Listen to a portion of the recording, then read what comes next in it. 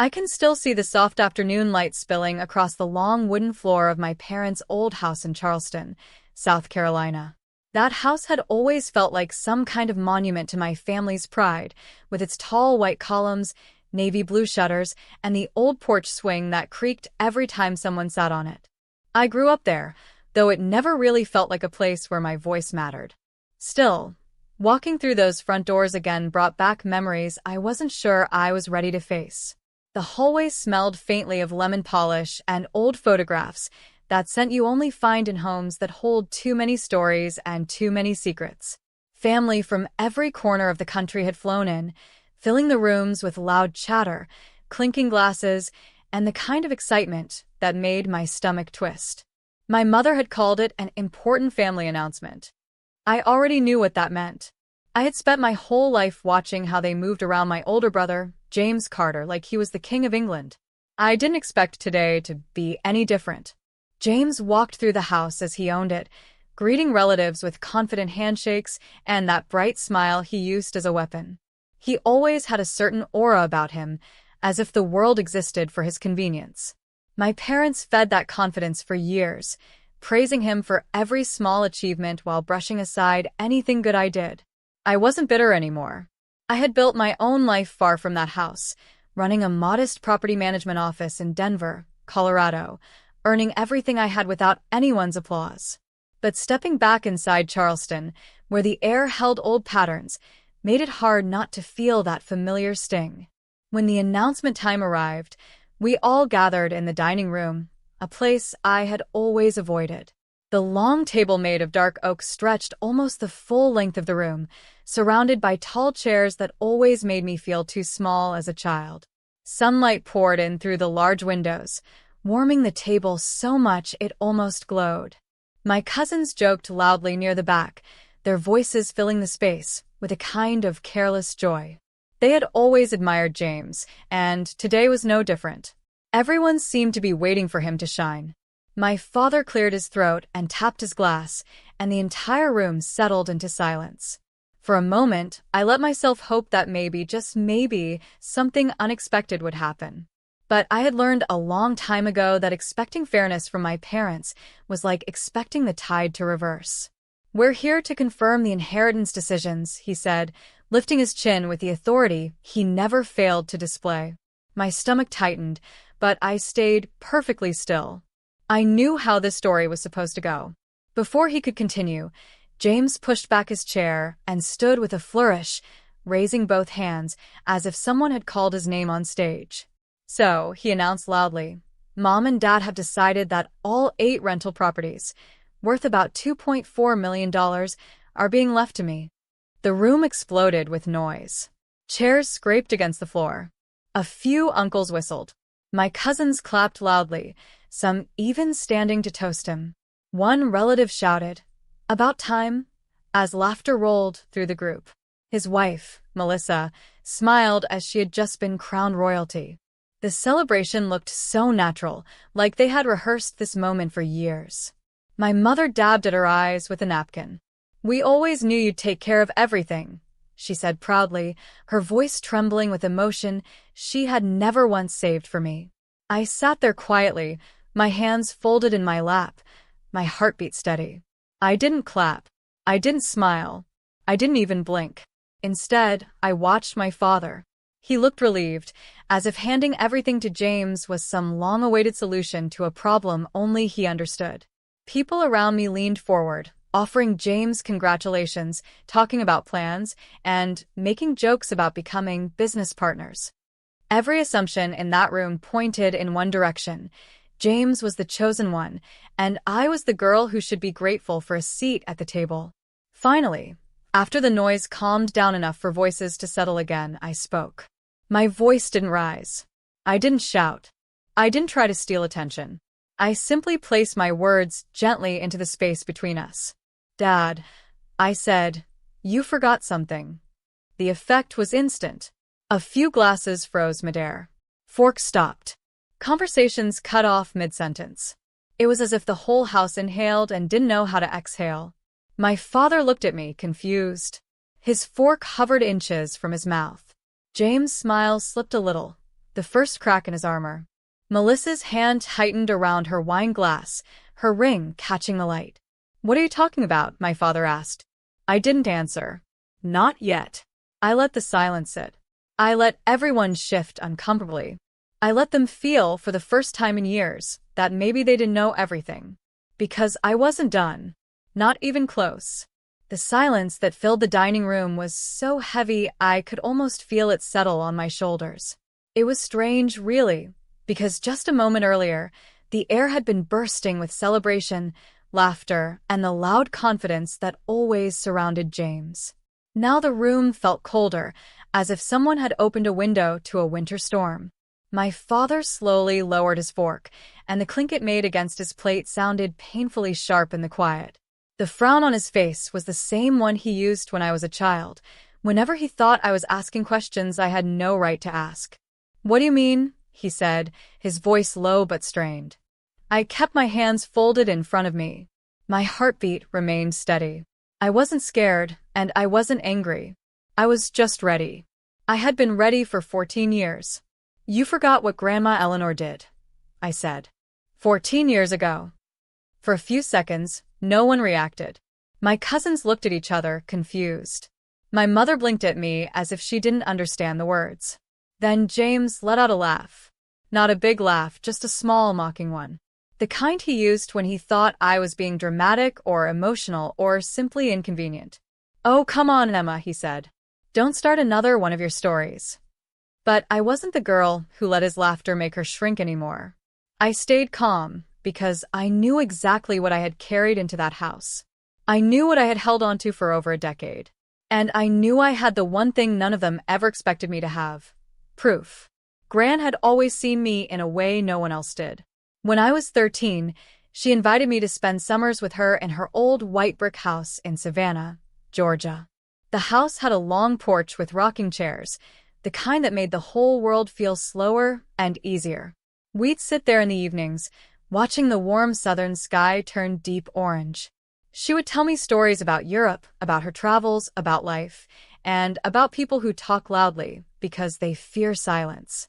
She said silence was power because it forced others to face themselves. Most importantly, Gran trusted me. She trusted my mind. She trusted my memory. She trusted that I would protect what she handed me. One hot afternoon, she took me inside her study, a room lined with old books and tall windows that let the sun pour across her mahogany desk. She placed a thick envelope in my hands and said, "Keep this safe, darling. One day you'll understand why." Back then, I didn't know what those papers meant, but I promised her I would protect them, and I did. Now, standing in the house where I had always been the overlooked daughter, I realized Gran had seen everything long before the rest of us did.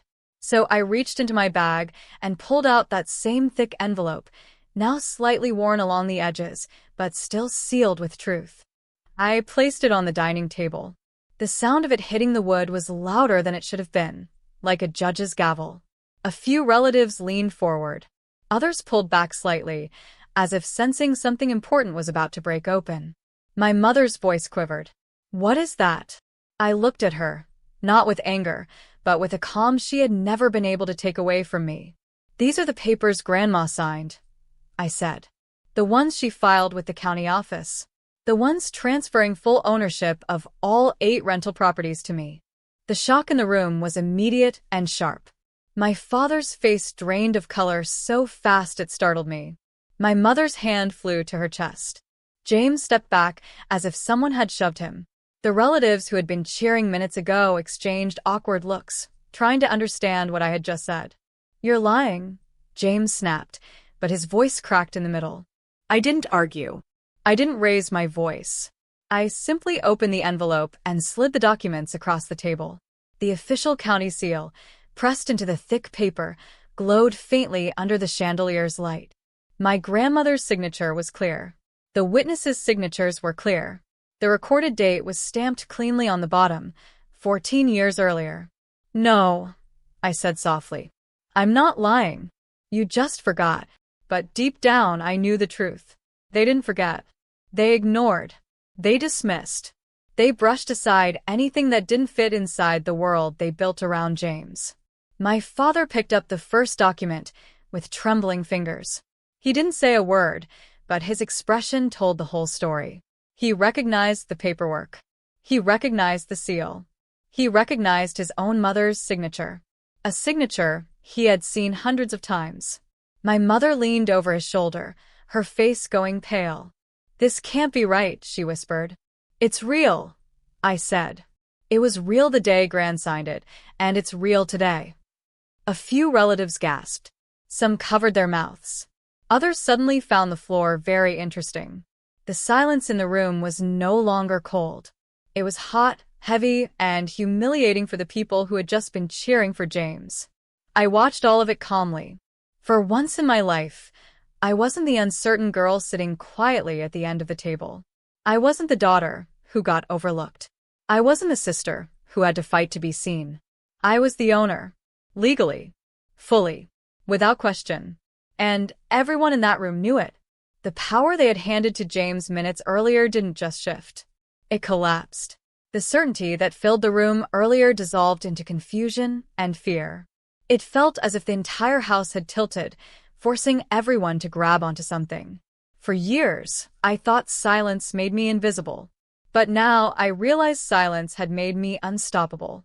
The moment the truth settled across the room, it felt as if the air itself grew thick, like everyone was breathing through cotton. A few minutes earlier, every chair had been scraping, every glass clinking, every voice cheering for James as if he were some triumphant prince. Now every sound seemed trapped, held still by the weight of what lay on the table. The documents, my documents, sat there like a quiet storm that no one knew how to weather. James snatched the papers from the table, his fingers trembling so hard the pages rustled. He scanned each line, his eyes darting back and forth, his lips parting in disbelief. I had seen him angry before, frustrated, even smug, but I had never seen him shaken. Not like this. His confidence, the thing he wore like armor, crumbled inch by inch. His wife, Melissa, leaned toward him and whispered, "This can't be real." Her voice was soft, but even she couldn't hide the fear curling inside her words. My father finally found his voice, though it cracked like dry wood. "Emma," he said, struggling to steady himself, Why didn't you show us this earlier?" I met his eyes without looking away. For the first time in years, he seemed unsure, almost fragile. "Because you never asked," I said. "And because when Grandma tried to tell you, you didn't listen." His face tightened, not with anger, but with something close to shame. My Aunt Caroline, who had always worshipped wealth more than truth, leaned forward. Her gold bracelet clinked against the table as she asked, "So you're saying you own everything? All 8 houses? All the income?" Her tone wasn't shocked. It was envy wrapped in curiosity. "Yes," I said plainly. "The deed lists me as the sole owner. And the rental income has been going into the account Grandma set up for me. Legally. Fully." A ripple moved across the room, like a silent gasp passing from one relative to another. James took a step closer to me, his expression twisted in disbelief. "But Dad said they're mine," he said, voice shaking. "Everyone knows that. I've been preparing to manage them. I've been planning everything." I almost felt sorry for him. Almost. Because I understood what it felt like to build your identity on something you thought was secure. But unlike him, I had learned early that life doesn't always hand you what you expect. You have to earn your ground. You have to stand firm on truth, not noise. "Performance isn't proof," I said quietly. "Documents are." He opened his mouth, ready to fight, ready to regain even a sliver of the ground slipping under his feet. But no words came. His entire reality, this idea that he was the chosen one, collapsed right in front of the very people who had helped build that illusion. My mother whispered, "Emma, your grandmother tricked us." I shook my head. No. She protected me. Protected me from years of being overlooked. Protected me from being treated like an afterthought.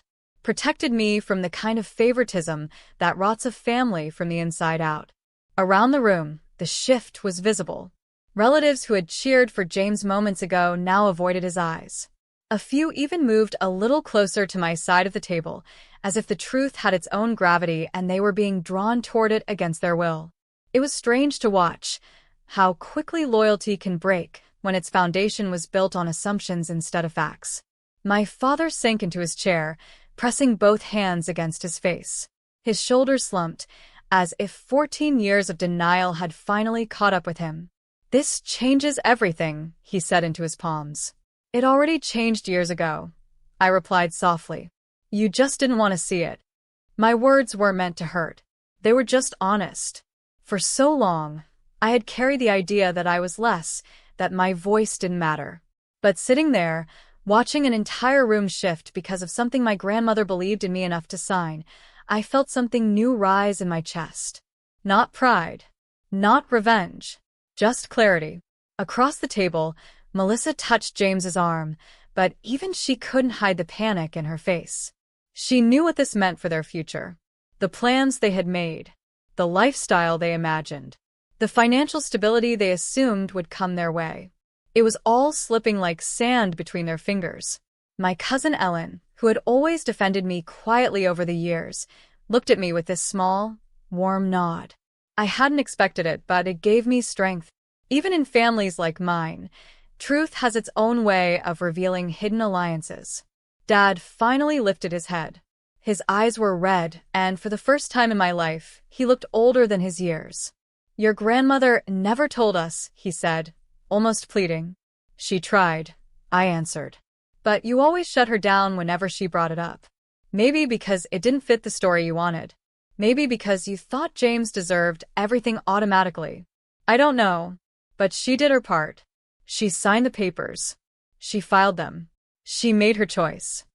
Silence fell again, deeper this time. Not cold, just honest. I wasn't angry. The anger had burned out years ago. What I felt now was something new, a strength I didn't know I had until the moment I needed it. Gran had given me more than property. She had given me a shield, a voice, a sense of worth. As all of them sat there, stunned, confused, and unsure of what came next, I understood something clearly. I had never been the weak one. I had never been the forgotten one. I had simply been the quiet one holding the truth. And now that truth had finally spoken loud enough for everyone to hear. The noise that had filled the dining room finally faded, leaving behind a thick hush that almost wrapped itself around my shoulders. For a moment, I stood still, feeling the weight of every eye in the room. Some held guilt, some confusion, and others something closer to respect, though they didn't quite know how to show it yet. My hands were steady as I placed the last document back in the envelope. I felt strangely calm, as if I had crossed some invisible line inside myself and stepped into a new version of who I had always been meant to be.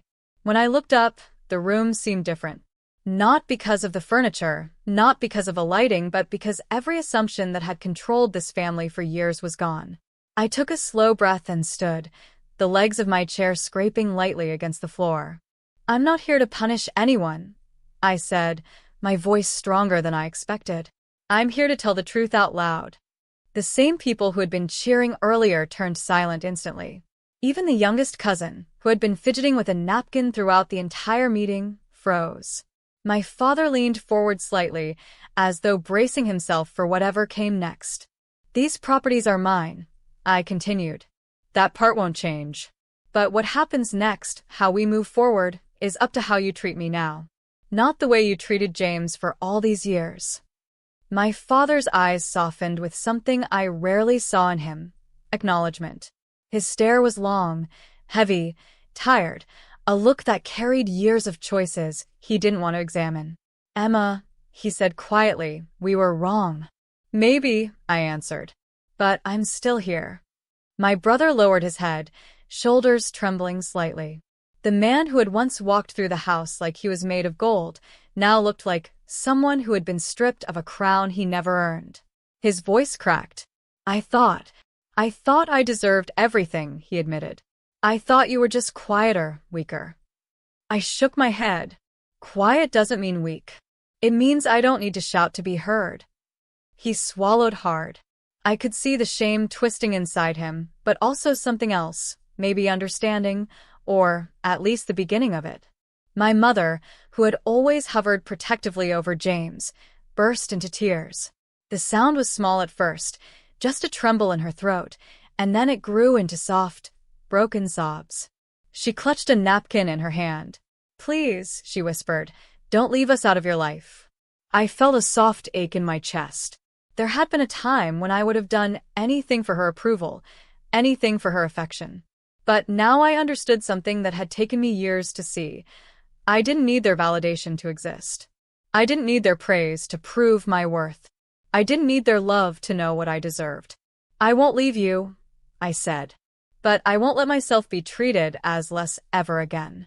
The relatives who had cheered for James earlier now drifted toward me, forming a quiet semicircle of uneasy support. It wasn't loyalty. It was recognition. They knew the truth had spoken, and they knew where strength now stood. Even the cousins who had always chosen James's side hovered near me, their faces softened, their posture uncertain. The power in the room had shifted, not because I demanded it, not because I shouted, but because the truth came with its own force. The truth, backed by Gran's documents, her signature, her decision, it had set the room upright, exposing everyone's loyalties for what they really were. My father wiped his face with the back of his hand. "Your grandmother trusted you," he said softly. "She saw something we didn't." "She did," I replied. "And she tried to tell you. You just didn't listen."